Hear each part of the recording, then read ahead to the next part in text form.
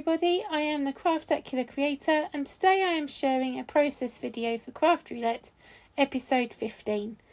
On the screen you will see the parameters and then my initial ideas. Spoiler alert, these change.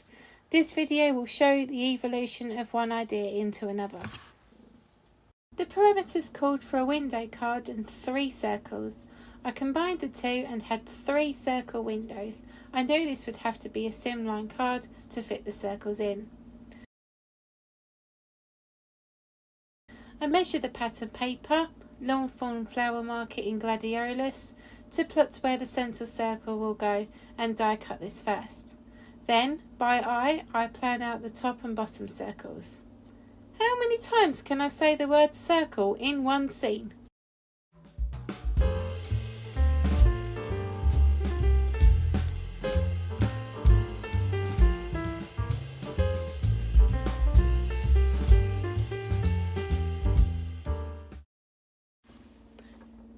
I had previously decided on the images and these did not change. I needed those gnomes.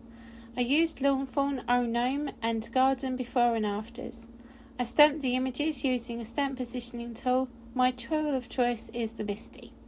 This allows me to stamp more than one image at a time and re-stamp if I need to.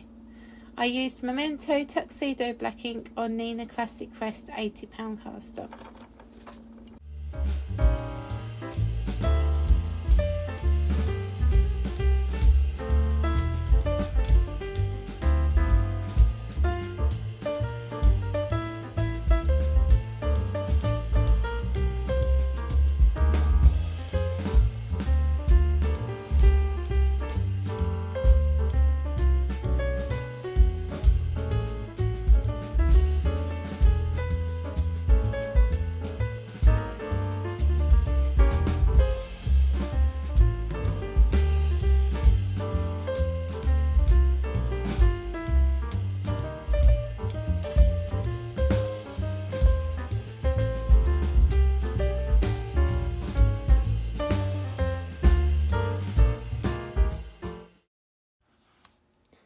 Next, I selected my Copic colours. I used the same bright colours as seen in the second photo on this video, but I changed the tones to match the pattern paper a little more closely. I pick a light and a dark shade for each to blend. The colours will be listed on the screen throughout the colouring section. Here is the opportunity to skip the colouring if your time to view is short. Colouring ends at 6:29.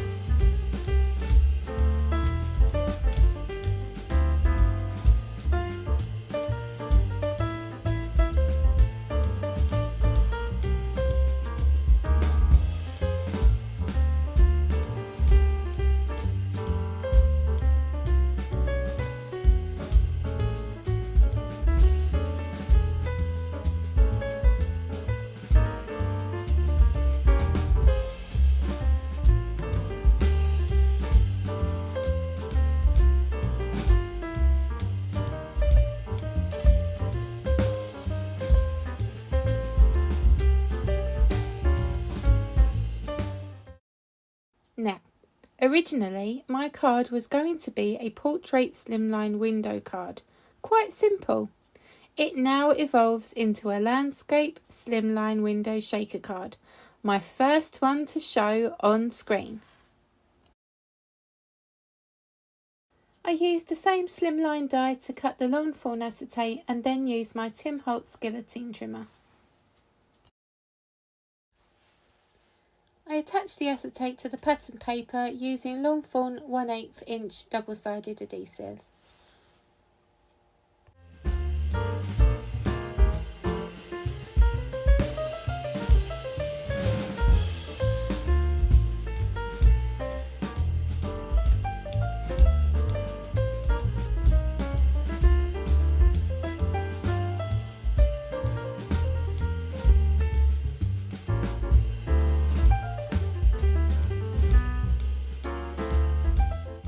Here I am with the foam tape.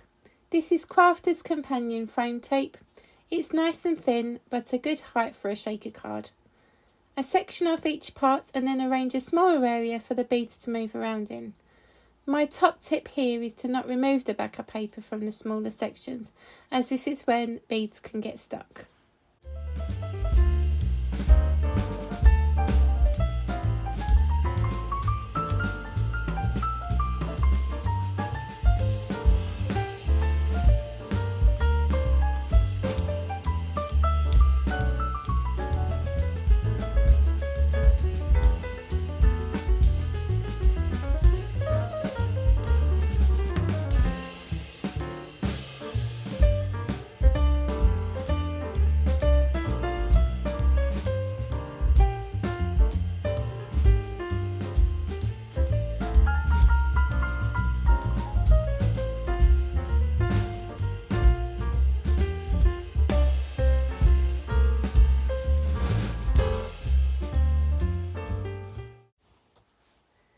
I rub an anti-static powder tool around the edges of the foam tape to prevent beads from sticking. This powder removes the stickiness of the foam tape. I use the rabbit hole embossing powder tool. I had previously chosen my beads, but here is the reason for my choices. I thought it would be really good to have the effect of water coming from the watering can. Then I thought seeds from the seed packet, and finally little sunflowers for Mrs. Gnome. I carefully pour the beads into each section.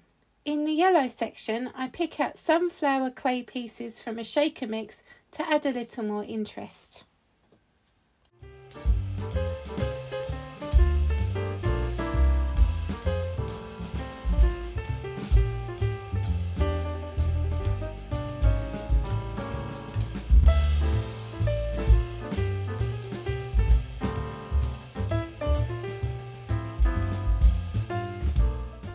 With even more care, I remove the backer paper from the four sides and place another piece of acetate on top to seal everything in.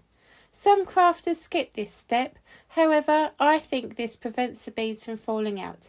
Ask me how I know. I give the panel a little shake to make sure that nothing does fall out.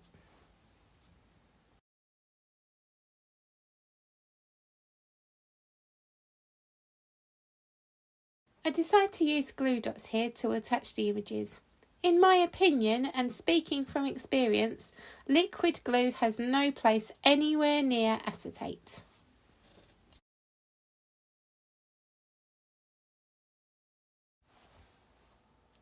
As you watch me attach the images, I would like to tell you about Roulette. It is the ultimate YouTube card making game show on almost every Friday evening at 6 PM Central Time in the US. This is 12 AM UK time, and yes, most of the time I watch it live. Mad, I know. Mary Gunn, the hostess, spins the wheel. 4 craft parameters are chosen. Guest crafters react, especially when robots or paper clips are selected. They collect supplies and then they spend a while crafting and chatting. It is so much fun that an extra N had to be added to the word fun.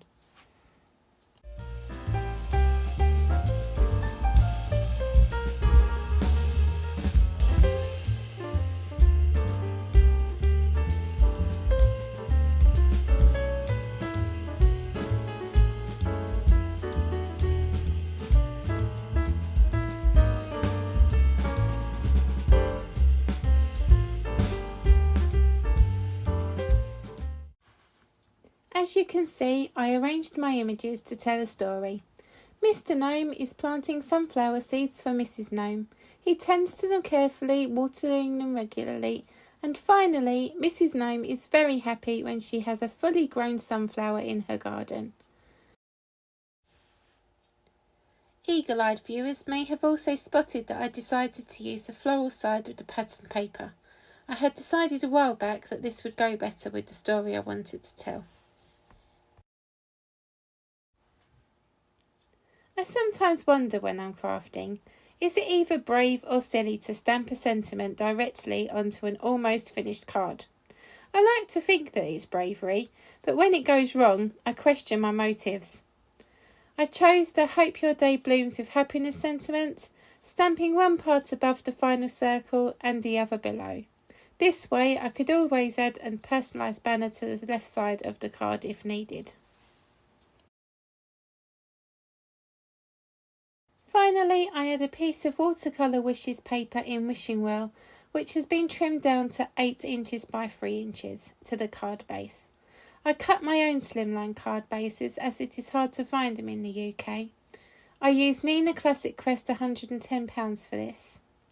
The card base is 8 inches by 6 inches and scored at 3 inches. I thought the pale blue added a nice splash of colour behind the windows.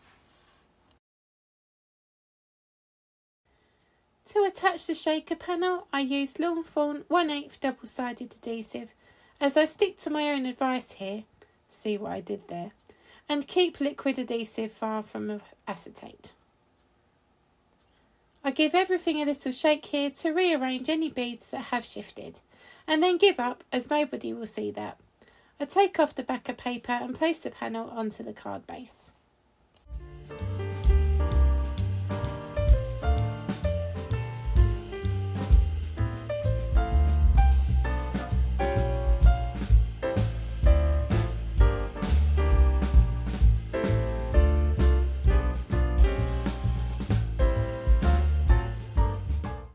There is that ta-da moment of a completed card.